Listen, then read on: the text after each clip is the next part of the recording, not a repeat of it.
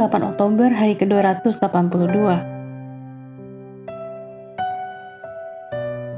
Bacaan Matius pasal 24 sampai pasal 25. Prediksi Sang Raja.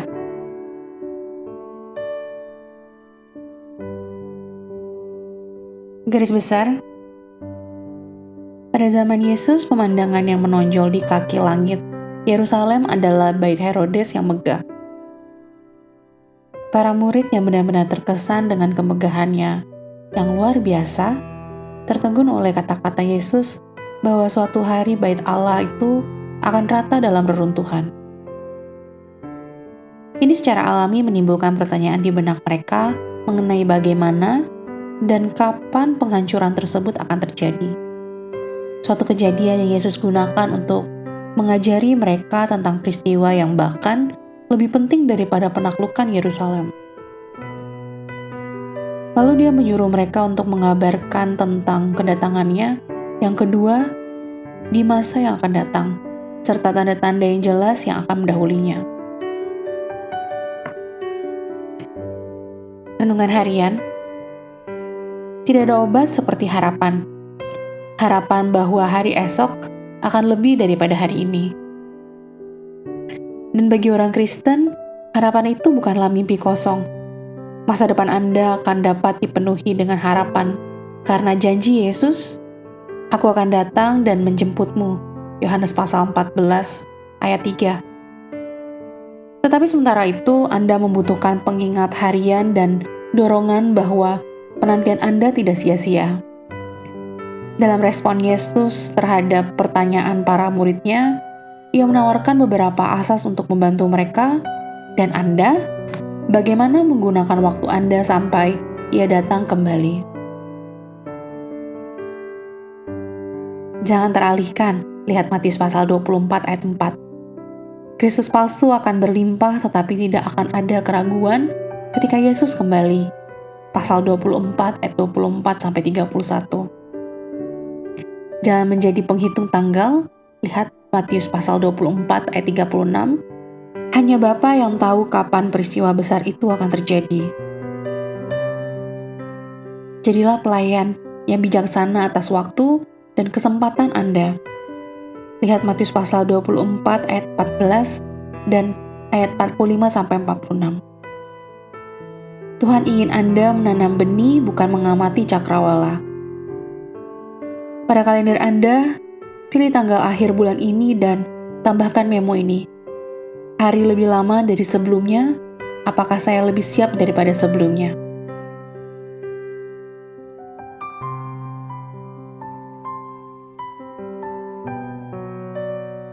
Tidak ada percobaan yang sangat besar yang tidak dapat diatasi oleh pengharapan orang Kristen.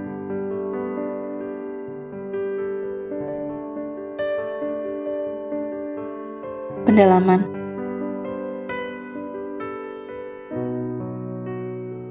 Waktu membuat perbedaan Matius pasal 25 ayat 5. Bagaimana Anda bisa tahu perbedaan antara orang-orang bijak dan bodoh?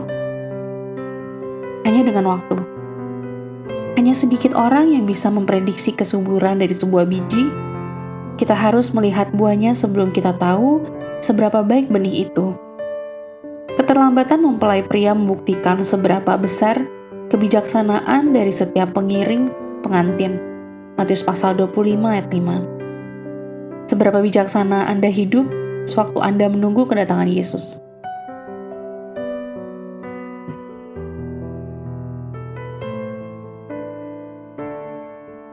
Kejutan. Matius pasal 25 ayat 44. Domba dan kambing memiliki banyak persamaan. Mereka memiliki kesempatan untuk menunjukkan belas kasihan Tuhan. Mereka berdua bertemu Yesus pada saat mereka membutuhkannya, dan mereka berdua benar-benar terkejut ketika mereka mengetahui bahwa mereka bertemu Yesus tanpa menyadarinya.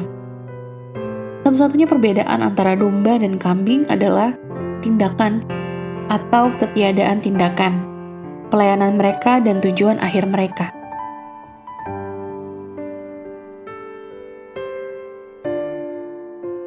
Amin. Tuhan Yesus memberkati.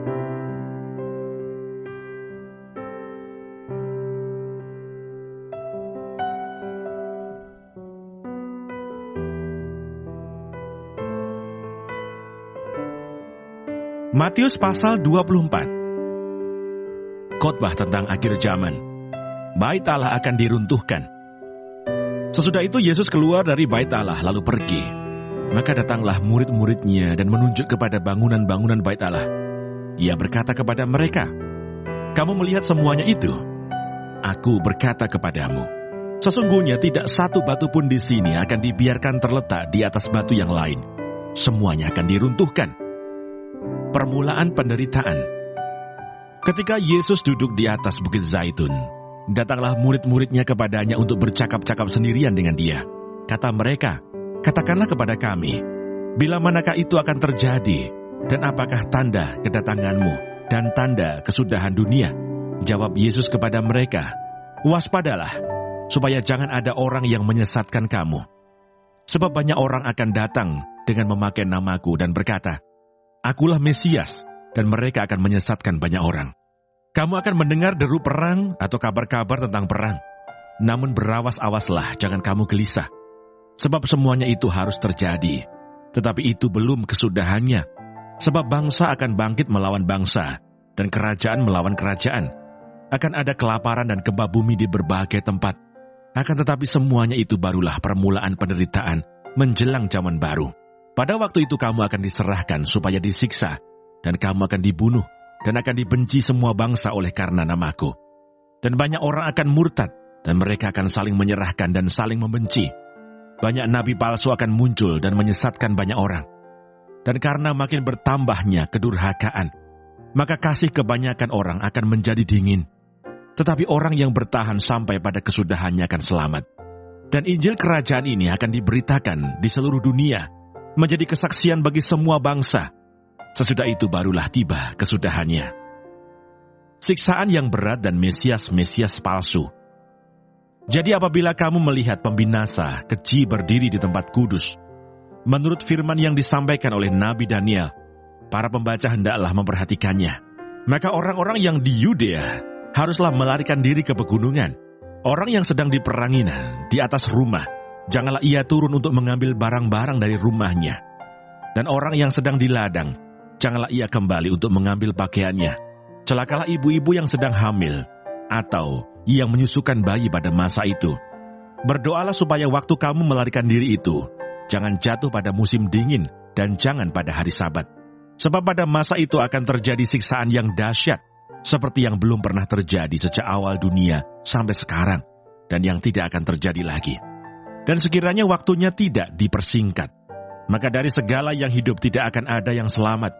Akan tetapi, oleh karena orang-orang pilihan waktu itu akan dipersingkat. Pada waktu itu jika orang berkata kepada kamu, "Lihat, Mesias ada di sini," atau "Mesias ada di sana," jangan kamu percaya. Sebab Mesias-Mesias palsu dan nabi-nabi palsu akan muncul, dan mereka akan mengadakan tanda-tanda yang dahsyat dan mukjizat-mukjizat, sehingga sekiranya mungkin mereka menyesatkan orang-orang pilihan juga. Camkanlah, aku sudah mengatakannya terlebih dahulu kepadamu. Jadi apabila orang berkata kepadamu, "Lihat, ia ada di padang gurun," janganlah kamu pergi ke situ. Atau "Lihat, ia ada di dalam bilik," janganlah kamu percaya. Sebab sama seperti kilat memancar dari sebelah timur dan melontarkan cahayanya sampai ke barat, demikian pula lah kelak kedatangan Anak Manusia. Di mana ada bangkai, di situ burung nasar berkerumun. Kedatangan Anak Manusia, perumpamaan tentang pohon ara. Segera sesudah siksaan pada masa itu, matahari akan menjadi gelap, dan bulan tidak bercahaya, dan bintang-bintang akan berjatuhan dari langit, dan kuasa-kuasa langit akan goncang. Pada waktu itu akan tampak tanda Anak Manusia di langit, dan semua bangsa di bumi akan meratap, dan mereka akan melihat Anak Manusia itu datang di atas awan-awan di langit, dengan segala kekuasaan dan kemuliaannya.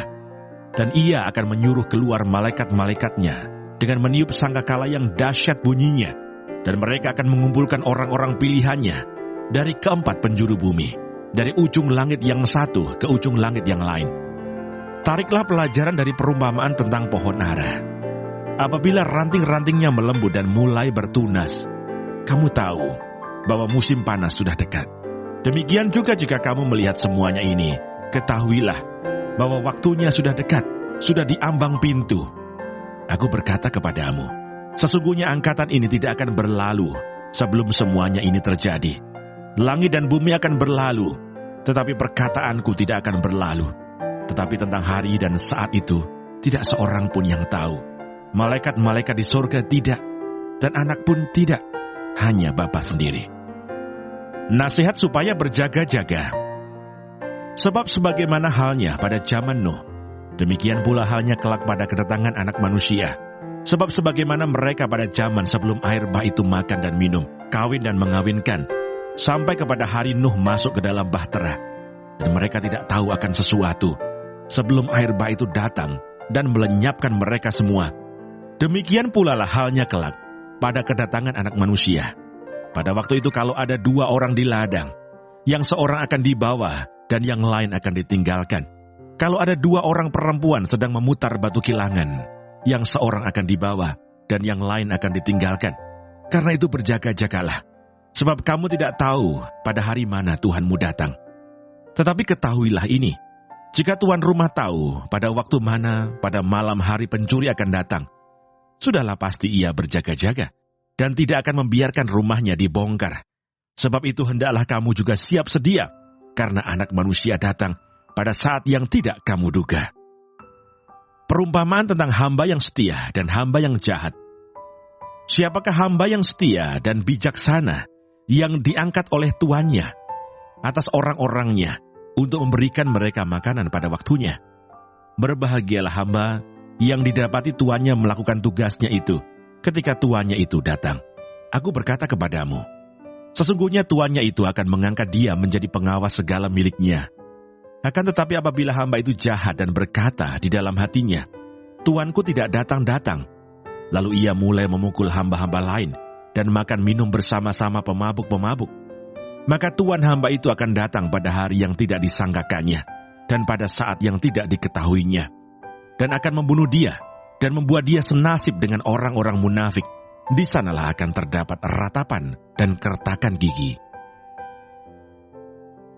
Matius pasal 25. Gadis-gadis yang bijaksana dan gadis-gadis yang bodoh. Pada waktu itu hal kerajaan surga seumpama 10 gadis yang mengambil pelitanya dan pergi menyongsong mempelai laki-laki. 5 diantaranya bodoh dan 5 bijaksana. Gadis-gadis yang bodoh itu membawa pelitanya, tetapi tidak membawa minyak. Sedangkan gadis-gadis yang bijaksana itu membawa pelitanya dan juga minyak dalam buli-buli mereka. Tetapi karena mempelai itu lama tidak datang-datang juga, mengantuklah mereka semua, lalu tertidur. Waktu tengah malam terdengarlah suara orang berseru, "Mempelai datang, songsonglah dia." Gadis-gadis itu pun bangun semuanya, lalu membereskan pelita mereka. Gadis-gadis yang bodoh berkata kepada gadis-gadis yang bijaksana, "Berikanlah kami sedikit dari minyakmu itu, sebab pelita kami hampir padam." Tetapi jawab gadis-gadis yang bijaksana itu, "Tidak, nanti tidak cukup untuk kami dan untuk kamu. Lebih baik kamu pergi kepada penjual minyak dan beli di situ." Akan tetapi, waktu mereka sedang pergi untuk membelinya, datanglah mempelai itu, dan mereka yang telah siap sedia masuk bersama-sama dengan dia ke ruang perjamuan kawin. Lalu pintu ditutup. Kemudian datang juga gadis-gadis yang lain itu dan berkata, "Tuan, Tuan, bukakanlah kami pintu." Tetapi ia menjawab, "Aku berkata kepadamu, sesungguhnya aku tidak mengenal kamu. Karena itu berjaga-jagalah, sebab kamu tidak tahu akan hari maupun akan saatnya." Perumpamaan tentang talenta. Sebab hal kerajaan surga sama seperti seorang yang mau bepergian ke luar negeri, yang memanggil hamba-hambanya dan mempercayakan hartanya kepada mereka. Yang seorang diberikannya 5 talenta, yang seorang lagi 2, dan yang seorang lain lagi 1. Masing-masing menurut kesanggupannya, lalu ia berangkat. Segera pergilah hamba yang menerima 5 talenta itu. Ia menjalankan uang itu, lalu beroleh laba 5 talenta. Hamba yang menerima 2 talenta itu pun berbuat demikian juga, dan berlaba 2 talenta. Tetapi hamba yang menerima 1 talenta itu pergi dan menggali lubang di dalam tanah, lalu menyembunyikan uang tuannya. Lama sesudah itu pulanglah tuan hamba-hamba itu, lalu mengadakan perhitungan dengan mereka. Hamba yang menerima 5 talenta itu datang, dan ia membawa laba 5 talenta, katanya, "Tuan, 5 talenta Tuan percayakan kepadaku. Lihat, aku telah beroleh laba 5 talenta." Maka kata tuannya itu kepadanya, "Baik sekali perbuatanmu itu, hai hambaku yang baik dan setia. Engkau telah setia dalam perkara kecil. Aku akan memberikan kepadamu tanggung jawab dalam perkara yang besar. Masuklah dan turutlah dalam kebahagiaan tuanmu." Lalu datanglah hamba yang menerima 2 talenta itu, katanya, "Tuan, 2 talenta Tuan percayakan kepadaku. Lihat, aku telah beroleh laba 2 talenta." Maka kata tuannya itu kepadanya, "Baik sekali perbuatanmu itu, hai hambaku yang baik dan setia. Engkau telah setia memikul tanggung jawab dalam perkara yang kecil. Aku akan memberikan kepadamu tanggung jawab dalam perkara yang besar. Masuklah dan turutlah dalam kebahagiaan tuanmu." Kini datanglah juga hamba yang menerima 1 talenta itu dan berkata, "Tuan, aku tahu bahwa Tuan adalah manusia yang kejam, yang menuai di tempat di mana Tuan tidak menabur, dan yang memungut dari tempat di mana Tuan tidak menanam. Karena itu aku takut dan pergi menyembunyikan talenta Tuan itu di dalam tanah. Ini, terimalah kepunyaan Tuan." Maka jawab tuannya itu, "Hai kamu hamba yang jahat dan malas, jadi kamu sudah tahu bahwa aku menuai di tempat di mana aku tidak menabur, dan memungut dari tempat di mana aku tidak menanam. Karena itu sudahlah, seharusnya uangku itu kau berikan kepada orang yang menjalankan uang, supaya sekembaliku aku menerimanya serta dengan bunganya. Sebab itu ambillah talenta itu daripadanya, dan berikanlah kepada orang yang mempunyai 10 talenta itu. Karena setiap orang yang mempunyai, kepadanya akan diberi, sehingga ia berkelimpahan. Tetapi siapa yang tidak mempunyai, apapun juga yang ada padanya akan diambil daripadanya. Dan campakkanlah hamba yang tidak berguna itu ke dalam kegelapan yang paling gelap. Di sanalah akan terdapat ratap dan kertak gigi." Penghakiman terakhir. Apabila Anak Manusia datang dalam kemuliaannya, dan semua malaikat bersama-sama dengan dia, maka ia akan bersemayam di atas tahta kemuliaannya. Lalu semua bangsa akan dikumpulkan di hadapannya, dan ia akan memisahkan mereka seorang daripada seorang, sama seperti gembala memisahkan domba dari kambing. Dan ia akan menempatkan domba-domba di sebelah kanannya, dan kambing-kambing di sebelah kirinya. Dan raja itu akan berkata kepada mereka yang di sebelah kanannya, "Mari, hai kamu yang diberkati oleh Bapa-Ku, terimalah kerajaan yang telah disediakan bagimu sejak dunia dijadikan. Sebab ketika aku lapar, kamu memberi aku makan. Ketika aku haus, kamu memberi aku minum. Ketika aku seorang asing, kamu memberi aku tumpangan. Ketika aku telanjang, kamu memberi aku pakaian. Ketika aku sakit, kamu melawat aku. Ketika aku di dalam penjara, kamu mengunjungi aku."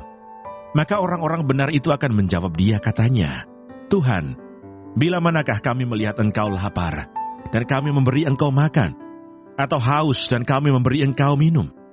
Bila manakah kami melihat Engkau sebagai orang asing, dan kami memberi Engkau tumpangan, atau telanjang dan kami memberi Engkau pakaian? Bila manakah kami melihat Engkau sakit atau dalam penjara, dan kami mengunjungi Engkau?" Dan raja itu akan menjawab mereka, "Aku berkata kepadamu, sesungguhnya segala sesuatu yang kamu lakukan untuk salah seorang dari saudaraku yang paling hina ini, kamu telah melakukannya untuk aku." Dan ia akan berkata juga kepada mereka yang di sebelah kirinya, "Enyahlah dari hadapanku, hai kamu orang-orang terkutuk, enyahlah ke dalam api yang kekal, yang telah sedia untuk iblis dan malaikat-malaikatnya. Sebab ketika aku lapar, kamu tidak memberi aku makan. Ketika aku haus, kamu tidak memberi aku minum. Ketika aku seorang asing, kamu tidak memberi aku tumpangan. Ketika aku telanjang, kamu tidak memberi aku pakaian. Ketika aku sakit dan dalam penjara, kamu tidak melawat aku." Lalu mereka pun akan menjawab dia, katanya, "Tuhan, bila manakah kami melihat Engkau lapar atau haus, atau sebagai orang asing, atau telanjang atau sakit, atau dalam penjara, dan kami tidak melayani Engkau?"